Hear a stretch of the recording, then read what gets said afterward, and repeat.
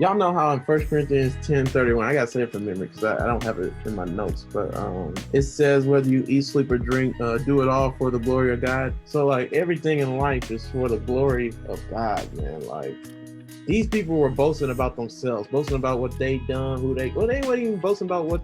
No, you know what? We'll see in the book of 1 Corinthians that they boast about like their skills and their abilities, and like every pastor I listen to talk like when we read verse 1 through 10, Paul was saying, man, y'all lacking no spiritual gifts. Like y'all have all of them. Like you guys are bad. You guys are bad, but like you are messing up in some areas. And like if you don't get these things right, it's very hard to say. He's not even saying that y'all aren't saved. He said you have to get these things right. Why? To give God glory, man. It's all about the glory of God. Like, you have nothing to boast about. Like, one of my favorite verses is like, we're gonna cover it in 1 Corinthians chapter 4. I can't wait. 1 Corinthians 4:7, it says, "For who maketh thee to differ from one another? And what hast thou that thou didst not receive? Now if thou didst receive it, who dost thou glory as if thou hast not received it?" So like that whole verse is talking about how people were boasting, saying like, I can speak in tongues. Like, I can't wait till we get to 1 Corinthians 13. We talk about in the first 3 verses, it talks about speaking in tongues and how even though you can speak in tongues, it means nothing if you don't love your neighbor. Even if you saved every soul that there was, and you preach a great message, and your words impact so many lives. But if you don't love your neighbor, what was the point?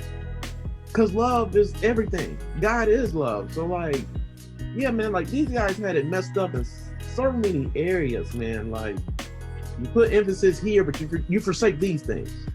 And that's what the Pharisees did and the Sadducees. They put emphasis on the law and following it and doing it. And Paul knew this. And he was like, guys, who cares about that? That's fine. But what's the most important thing? What should you really be boasting about? What should really be your priority? Christ, your relationship with Christ, you praising him and thanking him for everything that you have and that you've done. Like no flesh should glory in his presence. Like when there's nobody that will get to heaven and be like, I got here by my own merits. I got here because I did this. Ain't nobody in heaven doing that. They're all saying, thank you, Jesus, for accepting. Thank you, Jesus, for doing everything you've done for me. That's what this chapter is talking about. Like those people who think that, they're bad and they pull themselves by their own bootstraps or whatever that saying is. Like these people, you're perishing. You're struggling. You don't know the gospel. You don't know what Christ has done. Like, what are you talking about? You're only sanctified. You only have redemption. You're only righteous. You only have the wisdom of God because of Christ. Verse 30 said that.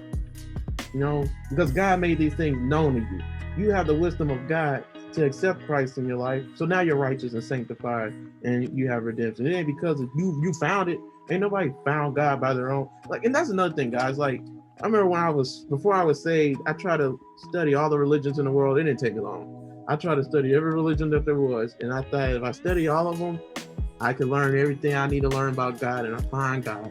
Is that the way to find God? I wonder if anybody has ever found God that way. Because really this chapter saying, man, that's not going to work. Right? Like there's just stuff that we do. Like we think we keep all the law, keep all the Bible, we'll get to heaven, or we'll know who God is, or we'll be saved. That's not how you get there. Like the gospel's simple. It's Christ crucified. It's him. It's a stumbling block to the Jews. It's foolishness to the Gentiles.